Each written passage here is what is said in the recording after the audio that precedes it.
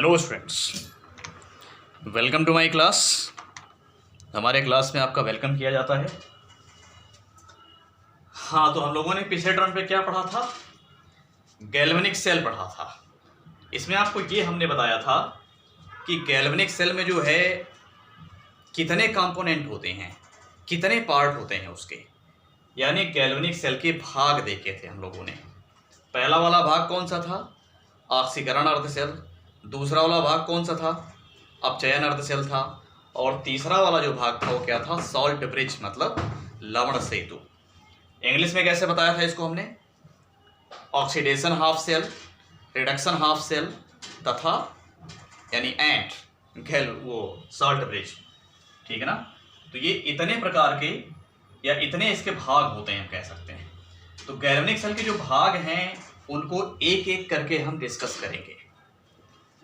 ठीक है, ऐसा हमने पहले भी कहा था और अब भी कह रहे हैं, यही करेंगे कि मतलब इसके भागों को एक एक करके हम उसका अध्ययन करेंगे, उसकी स्टडी करेंगे। तो सबसे पहला वाला पार्ट कौन सा आता है? That is oxidation half cell.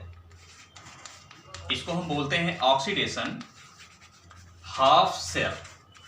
ठीक है ना? Oxidation half cell. अब ये ऑक्सीडेशन हाफ सेल क्या होता है? ये तो केवल नाम देखा था हम लोगों ने, लेकिन इस क्लास में हम देखेंगे इसकी डिटेल्स कि क्या है इसकी डिटेल, क्या कहते हैं इसको, इसमें कितनी सारी बातें आती हैं जो हमें यहाँ पर समझनी है। ठीक है ना? दूसरा कलर भी ले लिया जाए। चलिए, हम क्या करेंगे, इसका डायग्राम बनाएंगे, डायग्राम बना करके इसको समझेंगे। ठीक है ना? डायग्राम मान लो हमारे पास में क्या है, यहाँ हमने एक कंटेनर ले लिया है स्टूडेंट्स। थोड़ा सा यही बनाते हैं। हमने यहाँ पर क्या किया, एक कंटेनर ले लिया, मतलब एक हमने फ्लास्क ले लिया, मान लो कंटेनर मान लो। यहाँ पर क्या किया, हमने पानी भर लिया इस कंटेनर में। चलो ठीक है, पानी भर लिया। ये वाटर है। इस वाटर के अंदर क्या होगा, कोई सॉल्ट ले लेंगे हम, किसी मेटल का सॉल्ट ले लेंगे। तो उस मेटल का सॉल्ट जब इस वाटर में डिसॉल्व करेंगे, जो कि इसके अंदर डिसॉल्व हो सकता है, वैसा लेंगे। ऐसा नहीं लेंगे जो डिसॉल्व हो ही ना। जो सॉल्ट इसके अंदर डिसॉल्व हो सकता है, ऐसा कोई सॉल्ट लेकर के इसमें हम डिसॉल्व करेंगे, ताकि वो अपने आयन में सेपरेट हो जाए, मतलब अपने आयनों में क्या हो, वो टूट जाए। हमारे पास में एग्जांपल है, जैसे मान लो जिंक सल्फेट है। जिंक सल्फेट ले लिया हमने, तो ये ऐसा सॉल्ट है जो इसमें मिलाने पर क्या होगा, ये अपने आयन में टूट जाएगा। जब इसको मिलाएंगे तो यहाँ पर क्या मिलेगा हमें? जिंक आयन मिलेगा। और क्या मिलेगा? सल्फेट आयन मिलेगा। हमारी बात समझ में आ रही है ना? तो इसके अंदर क्या होगा, इसके अंदर हमें जिंक आयन मिलेगा। क्या मिलेगा? जिंक आयन, जिस पर 2 पॉजिटिव चार्ज होगा। क्योंकि अगर इस जिंक सल्फेट को हम आयोनाइज कर देंगे तो कैसे ये आयोनाइज होगा, यही लिख के बता देते हैं। ये है जिंक सल्फेट। जब इसको हम आयोनाइज करेंगे तो बनाएगा zinc 2+ ion plus SO4 2- ion. SO4 पर 2- चार्ज आएगा, ध्यान रखिए। तो इस तरह से इसको जब इसमें मिलाएंगे तो ये टूट जाएगा अपने आयन में। तो हमें क्या मिल गया? एक इलेक्ट्रोलाइटिक सॉल्यूशन मिल गया। यानी जब ये अपने आयन टूटेगा तो इसको हम इलेक्ट्रोलाइट कह सकते हैं। इलेक्ट्रोलाइट का मतलब पहले भी हमने बताया आप लोगों को कि एक ऐसा सब्सटेंस, एक ऐसा पदार्थ जो वाटर में डिसॉल्व करने पर अपने आयन में टूट जाता है, दैट इज इलेक्ट्रोलाइट। हिंदी में क्या बोलते हैं उसको? विद्युत अपघट्य बोलते हैं। यानी विद्युत अपघट्य वो पदार्थ होते हैं जो पानी में घोलने पर अपने आयन में टूट जाते हैं। ठीक ना? तो ये अपने आयन में टूट गया, इसलिए इलेक्ट्रोलाइट है, विद्युत अपघट्य है। तो यहाँ पर जो सॉल्ट लिया है हमने, सॉल्ट में जो हमारा मेटल आयन है, जिस मेटल का सॉल्ट लिया है हमने, उसी मेटल की रॉड लेकर के इसमें क्या करते हैं, डिप कर देते हैं। स्टूडेंट्स ध्यान रखिएगा, उसी मेटल की रॉड को लेकर के इसमें हम डुबा देते हैं, मतलब डिप कर देते हैं, इसके अंदर डुबा देंगे। और ये रॉड कैसी होगी? न्यूट्रल होगी, इस पर कोई चार्ज नहीं होता है पहले से। ठीक है ना? तो किसकी बनी है? जिंक की। मतलब जिस मेटल का सॉल्ट लेकर के आपने सॉल्यूशन बनाया है, उसी मेटल की रॉड को आपको यहाँ लेकर के डुबाना होगा। दूसरे मेटल की रॉड यहाँ पर हम प्रयोग नहीं करेंगे, वही लेंगे जो यहाँ पर मेटल आयन है। जिस मेटल का सॉल्ट हमने लिया है उसी मेटल की रॉड यहाँ पर लगाना है, किसी दूसरे मेटल की रॉड आपको यहाँ नहीं लगाना है, इसको ध्यान रखिएगा। तो इसको हम कहेंगे दिस इज जिंक रॉड। इधर ना लिख करके इसको हम जरा इधर लिख दें तो ज़्यादा बेटर होगा, क्योंकि वहाँ हमें रिएक्शन लिखनी होगी। चलो ये इधर लिख दे रहा हूँ। तो ये है जिंक रॉड, ठीक है ना। जिंक रॉड मतलब जिंक की बनी हुई छड़ लेकर के डाल दिया इसमें। अब क्या करेंगे हम, अब यहाँ पर हम आगे वायर लगा देंगे ऐसे। ये किस लिए लगा दिया हमने, इसलिए लगाया ताकि इसको आगे हम इस गैल्वेनिक सेल के दूसरे भाग से कनेक्ट कर पाएं। जब भी हमें इस भाग को गैल्वेनिक सेल के दूसरे भाग से जोड़ना होगा तो हम यहाँ पर क्या करेंगे, एक वायर लगाएंगे। वायर माने तार लगाएंगे, तार, वायर। इसकी मदद से दूसरे के साथ इसको हम जोड़ पाएंगे। चलिए, लेकिन ध्यान रखना, जैसे ही हम इस वायर के जरिए इस वाले पार्ट को हम गैल्वेनिक सेल के दूसरे पार्ट के साथ जोड़ते हैं, वैसे ही होता क्या है, इसके अंदर रिएक्शन स्टार्ट हो जाती है। अब चूंकि हमने बात किसकी की, ऑक्सीडेशन हाफ सेल की, तो यहां हम बात करेंगे ऑक्सीडेशन रिएक्शन की। इसका मतलब ये रहा कि सेल के अंदर जिस भाग में ऑक्सीकरण अभिक्रिया होती है उस भाग को हम लोग क्या बोलते हैं, ऑक्सीकरण अर्धसेल बोलते हैं। जिस पार्ट के अंदर ऑक्सीडेशन रिएक्शन होती है सेल के, उस पार्ट को हम लोग क्या बोलते हैं, ऑक्सीडेशन हाफ सेल बोलते हैं। इतनी बात क्लियर हो गई। चलिए अब देखते हैं, जब हमने इसको कनेक्ट कर दिया तो हुआ क्या।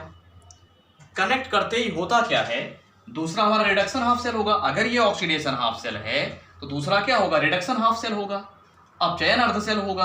तो जो अपचयन अर्ध सेल है, जैसे ही उसके साथ हम इसको जोड़ेंगे वैसे इसके साथ रिएक्शन, मतलब इसके अंदर रिएक्शन स्टार्ट हो जाएगी। इस सेल के अंदर रिएक्शन स्टार्ट हो जाएगी। उस रिएक्शन को हम लोग क्या कहेंगे, ऑक्सीडेशन रिएक्शन। तो ऑक्सीडेशन में होता क्या है, ये मेटल रॉड है, जो डूबा हुआ पार्ट है इसमें रिएक्शन होगी। ध्यान रखिएगा, तो जो हमारा जिंक है, जिंक क्या करेगा, अभी न्यूट्रल है, तो ये जो है 2 इलेक्ट्रॉन लूज कर देगा, तो यहाँ पर 2 पॉजिटिव चार्ज आ जाएगा। जैसे ही हमने इस जिंक रॉड को दूसरे वाले भाग से जोड़ा, वैसे ही इस रॉड का जो डूबा हुआ पार्ट है, उस रॉड के अंदर जो परमाणु हैं, मतलब एटम्स हैं, बहुत ज़्यादा संख्या में होंगे। उसमें से परमाणु यानी एटम्स क्या करते हैं, इस तरह से इलेक्ट्रॉन डोनेट करना शुरू कर देते हैं। इस तरह से इलेक्ट्रॉन डोनेट करना शुरू करेंगे तो इन पर क्या आएगा, पॉजिटिव चार्ज आ जाएगा। पॉजिटिव चार्ज आते ही क्या होगा कि ये रॉड में से निकल करके सॉल्यूशन में मूव कर जाते हैं। ध्यान रखिएगा, रॉड में से निकल के कहाँ चले जाते हैं, सॉल्यूशन में चले जाते हैं, जिससे इस सॉल्यूशन के अंदर जिंक प्लस आयन यानी जिंक पॉजिटिव आयन का कंसंट्रेशन बढ़ने लग जाता है as comparison to sulphate ion. Sulphate ion की तुलना में जिंक आयन की सांद्रता बढ़ने लग जाती है, क्योंकि आप देख रहे हैं कि रॉड के अंदर से निकल करके जो जिंक आयन है वो कहाँ आ रहा है, वो सॉल्यूशन में आ रहा है, माने विलयन में आ रहा है। ठीक है, अच्छा, इस रिएक्शन के पहले, जैसे जब इसको हमने नहीं जोड़ा था, जोड़ने से पहले, मतलब इस तार के जरिए इस वाले हाफ सेल को दूसरे हाफ सेल के साथ जोड़ने से पहले ये विलयन कैसा था, उदासीन था। सॉल्यूशन कैसा था, न्यूट्रल था। लेकिन जोड़ने के बाद जब ये रिएक्शन होने लग गई, हम देख रहे हैं कि जिंक आयन फॉर्म में कन्वर्ट होकर के सॉल्यूशन में लिबरेट होने लग गया। तो इसको हम लोग क्या कहेंगे कि अब ये सॉल्यूशन या विलयन उदासीन नहीं है, अब इस पर आवेश आ गया। बात समझ रहे हैं आप लोग, अब इस पर क्या आ गया, आवेश आ गया। अच्छा, जिंक आयन का रॉड के अंदर से निकल करके विलयन में आना एक प्रक्रिया है। इस प्रक्रिया को हम लोग क्या बोलते हैं, इस प्रक्रिया को बोलते हैं लिबरेशन। तो लिबरेशन का मतलब जिंक आयन का रॉड के अंदर से निकल के विलयन में आना, सॉल्यूशन में आना, इसको लिबरेशन बोलेंगे। तो ये हो गई हमारी रिएक्शन। इसको हम नाम क्या देंगे, oxidation reaction. This is known as oxidation reaction. इसको हम ऑक्सीडेशन रिएक्शन कहेंगे। ठीक है ना, इसको हम लोग क्या कहेंगे, ऑक्सीडेशन रिएक्शन, मतलब जिसमें इलेक्ट्रॉन लूज होता है। चलिए, अब यहाँ पर क्वेश्चन ये है, रिएक्शन तो हमें समझ में आ गई, लेकिन इस रिएक्शन की मदद से या इस रिएक्शन के जरिए इस वाले भाग में जो इलेक्ट्रिक करंट है वो कैसे जनरेट हो जाता है, बताते हैं आपको। जब ये रिएक्शन होती है तो इसके अंदर क्या होता है, एक तरह का पोटेंशियल डेवलप हो जाता है, जिसको हम कहते हैं ऑक्सीडेशन पोटेंशियल। कैसे डेवलप होता है उसको देख लीजिए। यहाँ पर रॉड में क्या होगा, जब ये भाई जिंक आयन क्या करेगा, इलेक्ट्रॉन लूज करेगा, ठीक है ना, तो इस पर 2 पॉजिटिव चार्ज आएगा। अलग कलर से दिखाते हैं। जिंक आयन बनेगा तो यहाँ इलेक्ट्रॉन लूज करेगा ना, ये इलेक्ट्रॉन ऊपर आएंगे, तो यहाँ पर जब इलेक्ट्रॉन ऊपर आएंगे तो इस रॉड में इलेक्ट्रॉन डेंसिटी बढ़ेगी, जिससे इस पर नेगेटिव चार्ज आ जाएगा। इस रॉड पर क्या आएगा, नेगेटिव चार्ज आएगा, और नेगेटिव चार्ज आने की वजह से इसको हमें कैथोड कहना चाहिए, बट यहाँ पर हो क्या रहा है, ऑक्सीडेशन। और ऑक्सीडेशन हमेशा कहाँ होता है, एनोड पर, तो इसका नाम क्या दिया गया, एनोड। इसको हम लोग क्या कहेंगे, इसको हम कहेंगे एनोड। यानी ये एक इलेक्ट्रोड बन गया जिसको हम लोग क्या कहेंगे, एनोड। एनोड पर क्या होता है, ऑक्सीडेशन होता है, और यहाँ पर चार्ज कैसा है, नेगेटिव है। तो ध्यान रखिए, नॉर्मली आप जो पढ़ते हैं कि कैथोड पर नेगेटिव चार्ज होता है, एनोड पर पॉजिटिव चार्ज होता है, वो ठीक है, नॉर्मली पढ़िए।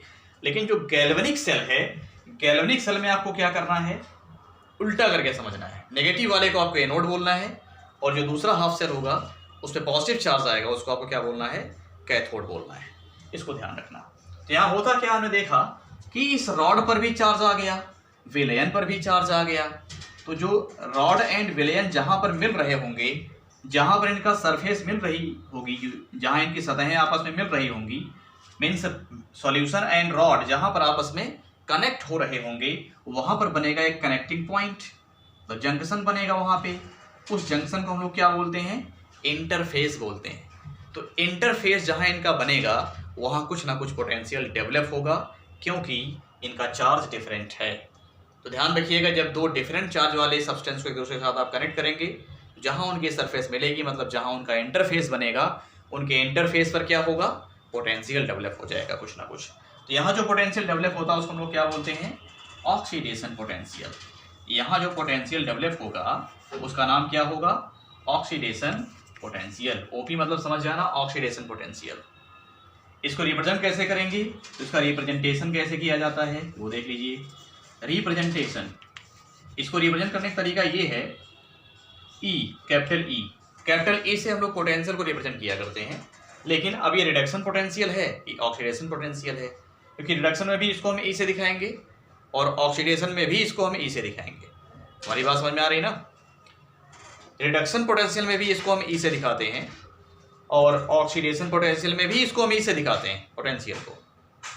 तो कैसे समझा जाए कि ये ऑक्सीडेशन और ये रिडक्शन है, तो इसके लिए एक काम और करते हैं कि इस ई के नीचे हम क्या लिख देंगे, रिएक्शन लिख देंगे। यहां लिख देंगे M/Mn पॉजिटिव, मतलब इससे ये हो रहा है। तो यहां पर देखिए कोई चार्ज नहीं था, यहां पर चार्ज आ गया, प्लस चार्ज। तो यहां हो क्या रहा है, ऑक्सीडेशन। तो ऑक्सीडेशन की वजह से जो पोटेंशियल डेवलप होता है सेल के अंदर, उसको हम कहते हैं ऑक्सीडेशन पोटेंशियल। चलिए, इतनी बात हमें क्लियर हो गई।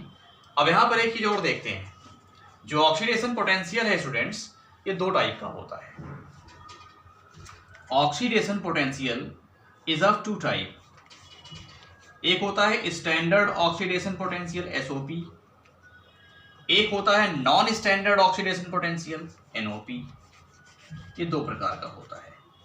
बात समझ में आ रही है आपको, ये 2 प्रकार का होता है, SOP and NOP। Non standard oxidation potential में यहाँ पर नॉट नहीं लगाते, जैसा लिखा है ऐसे ही ये नॉन स्टैंडर्ड ऑक्सीडेशन पोटेंशियल है। स्टैंडर्ड ऑक्सीडेशन पोटेंशियल में यहाँ पर क्या करते हैं, नॉट लगा देते हैं, ऐसे ये नॉट लगा दिया हमने।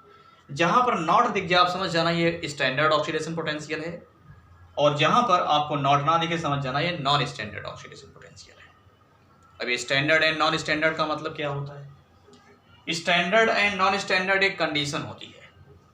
अगर ये रिएक्शन यानी ये सेल जो है हाफ सेल स्टैंडर्ड कंडीशन पर वर्क करेगा, यहाँ जो पोटेंशियल डेवलप होगा उसको हम कहेंगे स्टैंडर्ड ऑक्सीडेशन पोटेंशियल। अगर ये सेल नॉन स्टैंडर्ड कंडीशन पर वर्क कर रहा होगा, तब जो पोटेंशियल बनेगा उसको हम लोग क्या कहेंगे, नॉन स्टैंडर्ड ऑक्सीडेशन पोटेंशियल। ठीक है, स्टैंडर्ड कंडीशन में टेम्परेचर कितना होता है, स्टैंडर्ड कंडीशन बनाते कैसे हैं, temperature, pressure and concentration. Concentration किसका, ये सॉल्यूशन है इसका कंसंट्रेशन। स्टैंडर्ड का मतलब कंसंट्रेशन कितना होगा, 1 मोलर। कंसंट्रेशन कितना होगा, 1 मोलर। प्रेशर कितना होगा, 1 बार। टेम्परेचर कितना होगा, 25 degree centigrade. Concentration 1 molar, pressure 1 bar, temperature 25 degree centigrade. This is standard condition. अगर temperature, pressure and concentration standard होगा तो उस समय जो पोटेंशियल बनेगा उसको स्टैंडर्ड ऑक्सीडेशन पोटेंशियल कहेंगे। और अगर इन तीनों में किसी का भी चेंज कर दिया या फिर तीनों को ही चेंज कर दिया तब जो पोटेंशियल बनेगा उसको कहेंगे non standard oxidation potential. Okay students, I hope आपको ये समझ में आया होगा, थोड़ा सा लॉजिकल पॉइंट था। तो इस क्लास में हम इतना ही रखते हैं। यदि इसमें कोई डाउट हो तो you can call me and clear your doubt. Okay, thank you.